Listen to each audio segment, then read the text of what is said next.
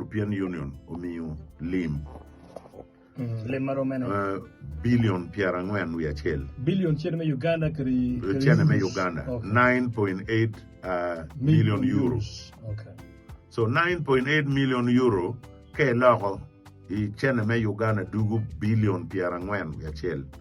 Chiene kibitimo ke. Dan chiene eni kibigero ki chuk kitin Prime Minister the Right Honorable Robina Nabanja tientie kabino ka launching pe geru chuke and la wo tieno don wano deputy ne the first deputy prime minister Honorable Rebecca Kadaga la wo do bino ti amoro kidong kiburugulu okay ayo pengo amoro for type hotel 5-star. 5-star. You should know the investors. LC MP.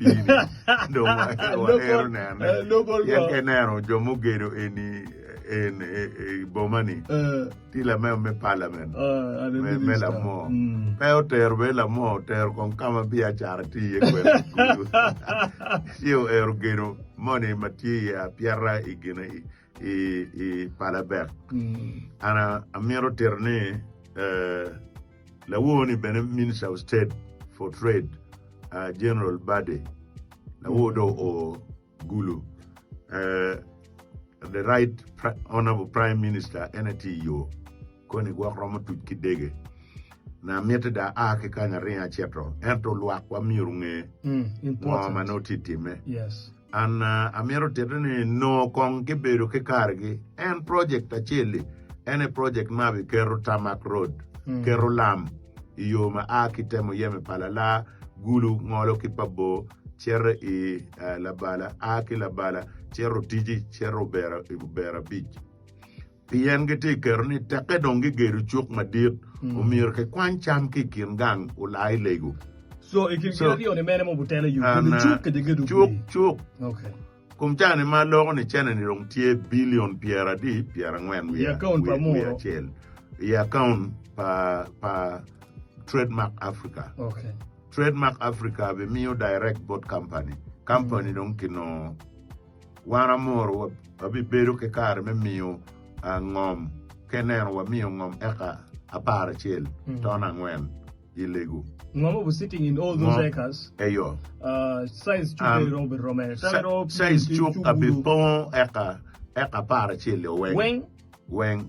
I don't put Jerome on a story. And a bearing on. Okay. Kamu kerne da bibero ka balking. Balking no kikeru cham maduong maumir ke guak storage. When you the chukuru which are chum again in the part of poverty. Cham waki otiat weng waki kama garage ki yubo weng wakama nasari kama el centras abibedi weng kapiri lutiano weng beru tie pian jomo kana tie no mege tike lutiano matiano amiro gi gwakgi ka gwako gi weng abiberu tie matiano ti cherni watiki keneno artistic impression makikeru habitually mafut takada kikanya habitually wengenen kitra ilega beru munya kede. That's right. Nyotene ki raising kumchawa ni eka para chile weng wabe wilu be pajo eno ni kaken ma wapongi ki kodi ni wabe wilu take anyugi manotie yamuro ento ke wati wila anyugi eno ni nyosoya bin kipodlwa kibipimo gina kilwoni moisha content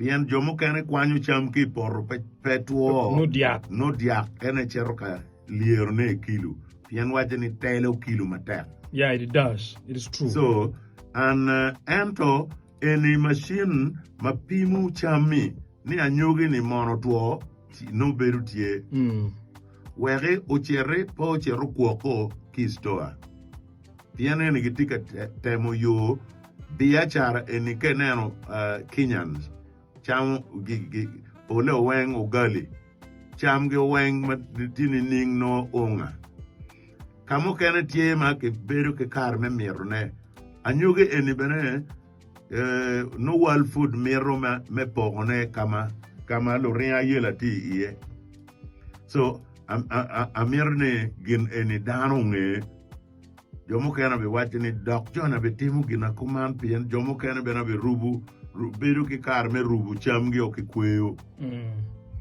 ki metni chamu bet class mabe eno wero gin ma chiel me kwanyo cham ki poro ki be beru ki kar me poko kema an ka choka ne titin ngar chiel uno kema di an romo beru maluka ki kit dita poro ni ki kit te kori pien kage wachini kema chela be beru chela li piario mogono in pe miero bene ni tiki kema ni machone nyo in miero kema rio chiki beru ke kare ka choke matini meneno wil ma piny ma romene ma omiro ki mi ero pe menono kwara all right what don't you look matie tin an pachiero pien tini watie ki ka choke madiet maluak wa bene pa biri studio kany wek ana la rio me chere lego Mwaka libario kapara boro ana kero chia ki Trademark East Africa. Trademark East Africa do don kumchane ti Trademark Africa. Ke guma be mwaka libario kapara boro ma choyo concept ni achoyo pero mati ya moro kito miro ke konywa kere. Che Trademark Africa ucharo pi pero ma moro ti kere. Ilego no kare ke kare majwang wang kare ke kare wabedo ke kar meno aluga no flooding may no aluga ni chero may jemi padano maduong maluka ke pero padano erone ma choyo pe concept erone bo Trademark East Africa mado transiting to Trademark Africa pe pero gibino ki charo